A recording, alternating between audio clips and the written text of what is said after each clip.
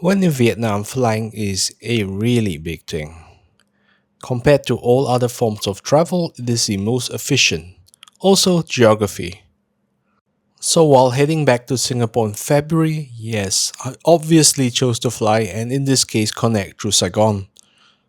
Starting in Quy Nhon's Phu Cat Airport, I'll cover the connection in Ho Chi Minh and reveal that, well, it's not as straightforward as it looks. I'll share my experience as well as some tips on how to survive your connection. Enjoy!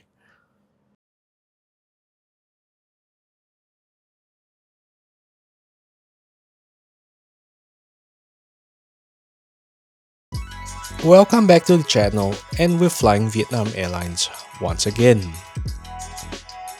So we start from Phu Cat Airport as mentioned, and it's a modest 5-gate facility with 2 air bridges.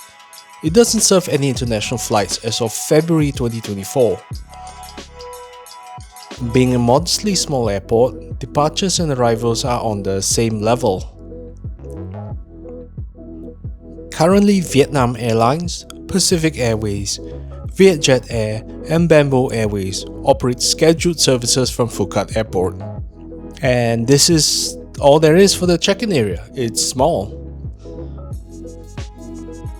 Our first flight of the day is VN 1393 to Ho Chi Minh City. The boarding gates are on the second floor of the airport after you're done with check-in and security. A quick note about the check-in process. It was smooth and surprisingly our bags were actually checked through to Singapore. However, we didn't receive onward boarding passes. We had to collect these in Ho Chi Minh City. Anyway, let's take a short tour of this terminal. Gifts and food shops are literally everywhere in this building.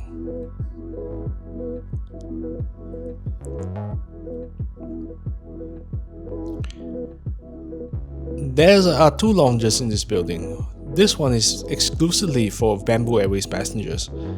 Doesn't look too bad, but sadly we're not flying Bamboo today. And here's the first 2 planes of the day, one of which is our ride to Ho Chi Minh this morning. The other flight to Ho Chi Minh at this hour was a Vietjet flight, but this being the Lunar New Year season, Vietjet had to lease these planes. This is actually common in Vietnam. Back in 2020, I also had the chance to fly a Vietjet flight operated by an Eastern European crew.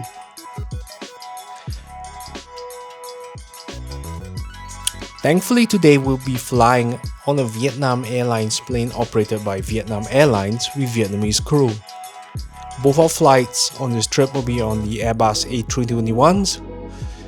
Vietnam Airlines currently has 48 of these older Airbus 321s and 20 newer A321neos, making up nearly 2/3 of their fleet.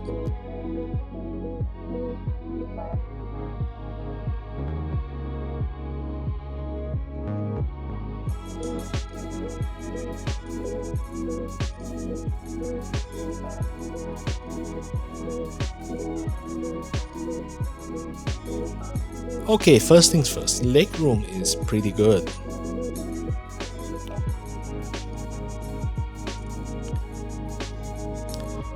There are no adjustable headrests on the seats. In-flight entertainment consists of magazines and access to press reader, and no, the Wi-Fi doesn't work as well.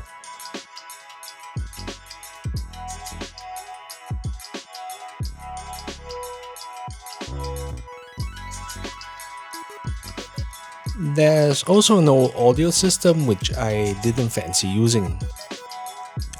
Individual air nozzles and reading lights can be found on the panel above you.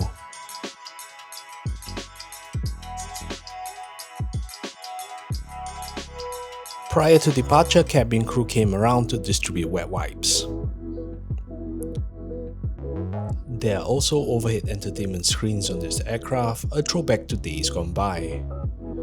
As Phu Cat Airport is a rather small facility, it didn't take us long for us to reach the runway and depart for Ho Chi Minh City.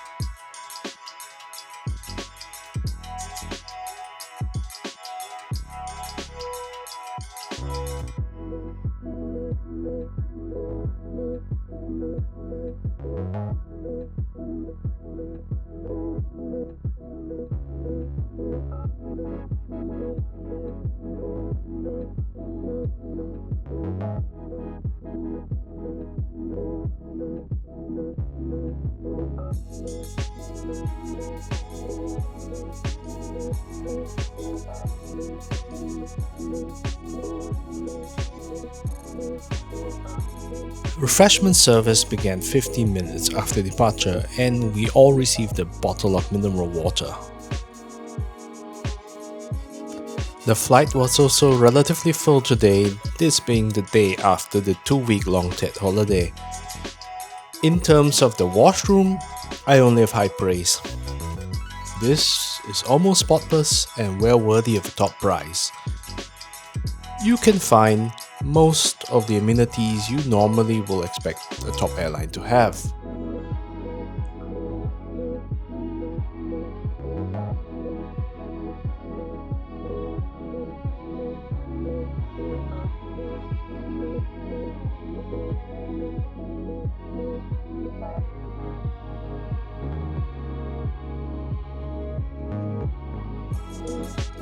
If you have a window seat, the views on a sunny day in Vietnam are well worth it. Our approach also took us over the new Ho Chi Minh International Airport, which is currently being constructed and should be ready in 2026. Right before landing, we received bows and thanks from the cabin crew. And not long after that, we are arriving in Ho Chi Minh City. This was a short domestic flight, so I didn't really have much to say about it, except that it met my expectations for a domestic flight in Vietnam. Not bad for an airline that is actually state-owned.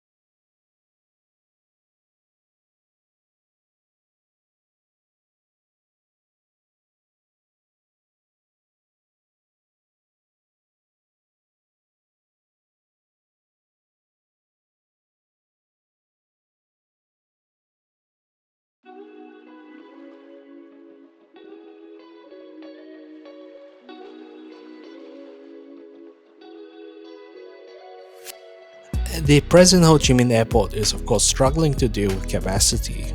Bus gates are almost a certainty here. There's a new terminal building being built, but that will not open for some years.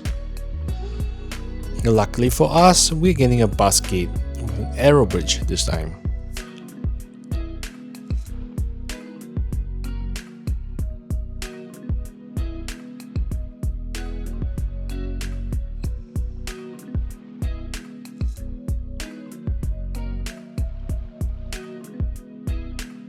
This gate is actually linked to the international terminal, but as you'll see, transiting isn't so easy. Since there isn't a transit facility for domestic international flights, everyone has to exit the domestic terminal first.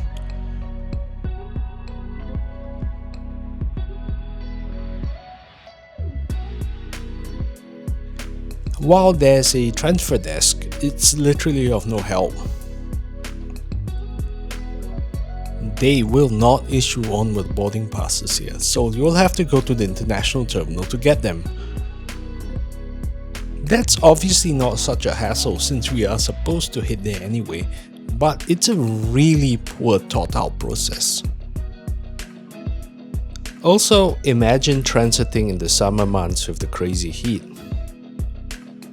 Anyway, the domestic terminal is linked to the international terminal by an outdoor covered footpath. Rain or shine, you'll have to make your way outside. This walk should take no longer than 10 minutes, even if you have baggage.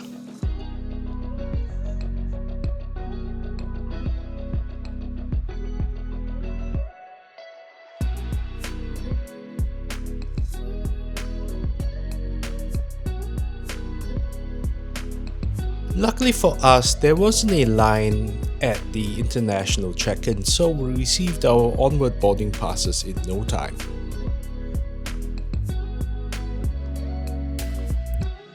Since transferring flights in Vietnam is this inconvenient, you may choose to buy separate tickets and fly other airlines instead. But I'd recommend against that without sufficient time to transit between domestic and international flights. If you do give yourself more than enough time for your transit between flights, check out the Jasmine Halal Lounge at the international terminal. It is the only halal lounge in Vietnam and it is no slouch. There's plenty of space here, including a business center where you can do any last minute printing. You know, if you still use paper. Of course, this being a halal lounge, the food is halal. And the food is of high quality, this I can assure you. While there are obviously no alcoholic beverages here, the lounge does have a good selection of hot and cold drinks. So let's tuck in a bit and enjoy the lunch as well as the views of the tarmac.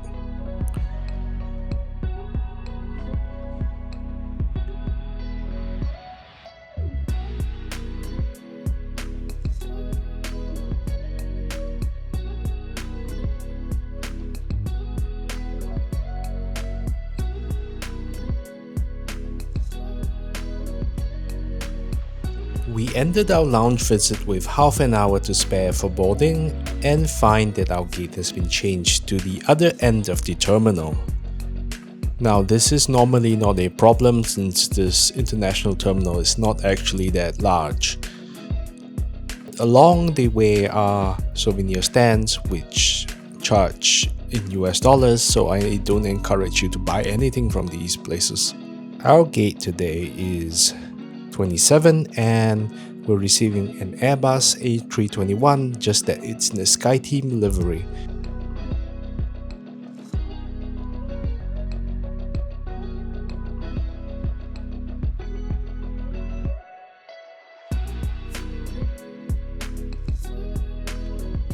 So let's check out this flight to Singapore and how it's a little different from the domestic one.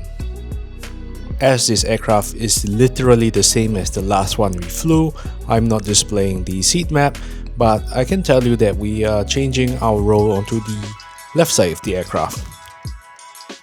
Since we are traveling on an identical Airbus aircraft, I'll just do a quick run through of what you'll find on board.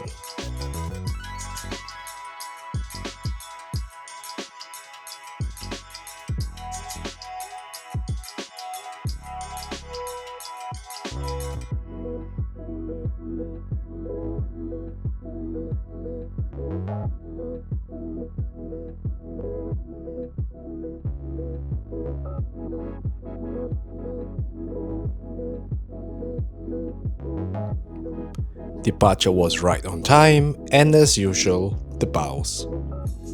Once the safety demonstration was completed, cabin attendants handed out refreshing wet wipes.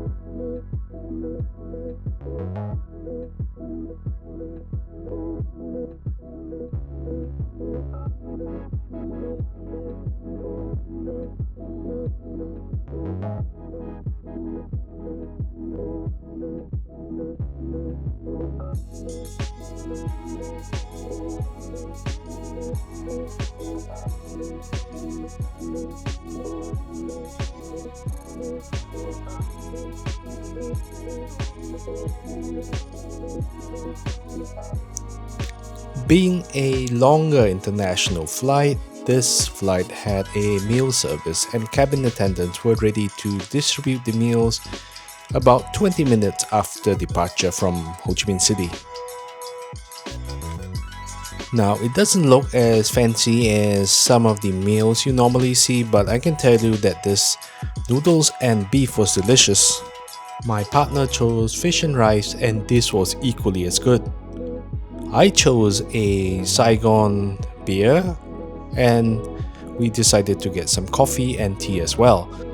Not to mention that even toothpicks are included in the meal pack.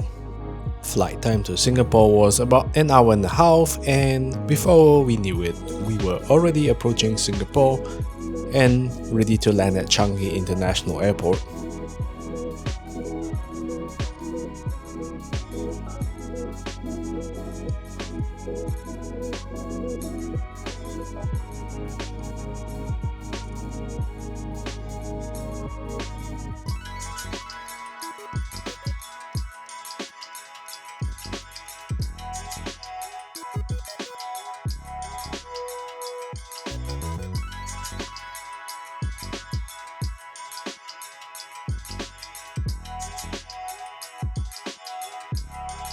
Our flight arrived just a couple of minutes ahead of schedule, which was great timing as we had to meet some friends on that day.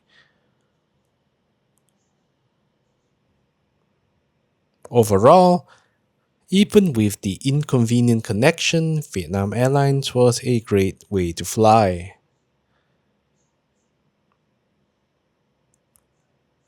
Would I fly Vietnam Airlines again?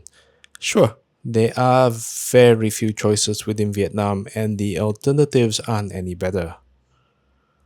The food was great and the seats were comfortable. Most importantly, the cabin service was friendly and efficient.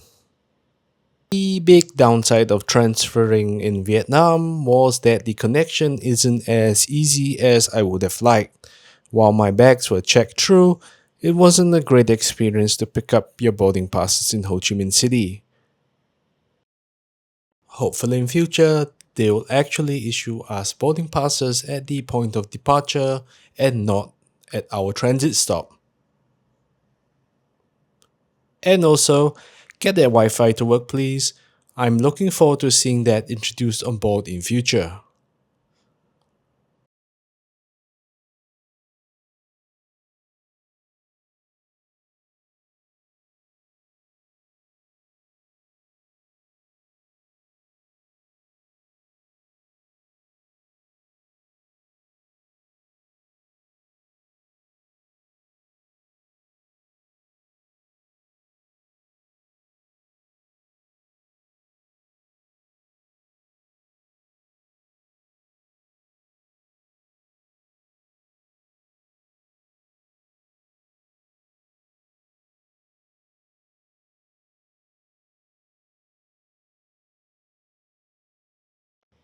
Quick public service announcement: Vietnam Airlines uses Terminal 3 at Changi International Airport, which is a great terminal for easy connections into the city without having to transfer on a shuttle bus. Okay, that's it for now. Hope you enjoyed the video. Have you ever transited in Vietnam with Vietnam Airlines? What was your experience? I'm curious to know. Let me know in the comments below. Thanks for watching once again, and do subscribe if you love my content. If you like this video, hit the like button below.